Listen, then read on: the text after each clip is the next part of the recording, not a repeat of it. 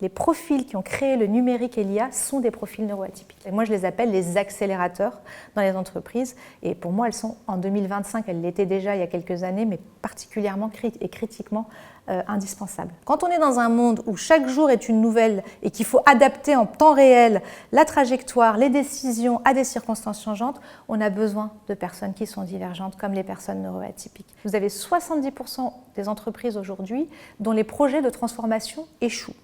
Pour une raison simple, c'est qu'ils ne vont pas chercher les compétences de gens qui savent gérer du changement et de la transformation. Ils vont chercher dans le passé des personnes et des profils qui ont prouvé leur stabilité, leur normalité, on va dire ça comme ça, mais pas forcément des gens comme les neuroatypiques qui ont l'habitude d'avoir une pensée divergente, qui ouvrent des perspectives et voient les choses autrement. Il y a un tabou en France sur les personnes neuroatypiques justement et un rejet à l'embauche, j'ai envie de dire, parce qu'il y a une peur. Parce que personne ne comprend ces personnes-là.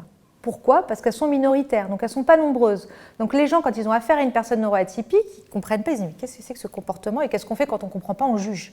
Donc on ostracise, on met de côté, on rejette. Le groupe est dur, hein. C'est la norme, elle est quand même assez compliquée. Quand j'ai découvert que j'étais HPI, j'ai compris quelque chose de très rapide. D'abord, j'étais contente, parce que je me suis dit « super, j'ai compris ce qui ne va pas chez moi. Pourquoi je suis différente ? Pourquoi je suis tout le temps en décalage avec tout le monde ?» Mais d'un autre côté, j'ai compris un truc aussi, c'est qu'il ne fallait pas en parler. Quand je dis éviter d'en parler, attention, dans le cadre d'un processus d'embauche, j'ai tout de suite compris à quel stéréotype c'était rattaché.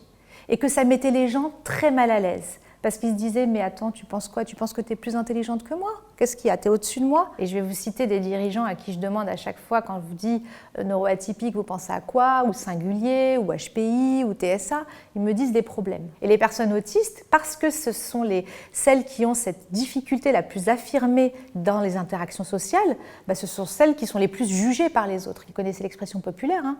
Quand on dit c'est un autiste, ça veut dire que c'est une personne qui n'a pas de relation sociale, qui se met de côté, qui interagit avec personne.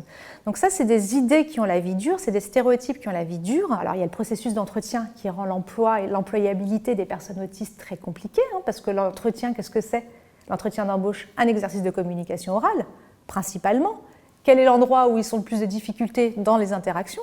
Donc forcément, ils sont de fait exclus de ce processus-là, c'est quand même la première barrière à l'entrée dans les entreprises. Donc avoir des alternatives de recrutement, de processus d'entretien, c'est clé pour pouvoir permettre de faire sauter les barrières à l'entrée pour les neuroatypiques et vraiment les évaluer sur ce qu'ils savent faire. Donc il y a des processus qui sont plutôt écrits, par exemple pour les personnes autistes, parce qu'elles aussi, il y a une caractéristique qui fait qu'elles ont besoin d'avoir quand même un cadre bien défini. Elles sont très mal à l'aise avec les changements brutaux et soudains non annoncés. Et il y a autre chose, moi, que je recommande fortement, et là c'est valable pour tous les neurotypes, ce sont les mises en situation.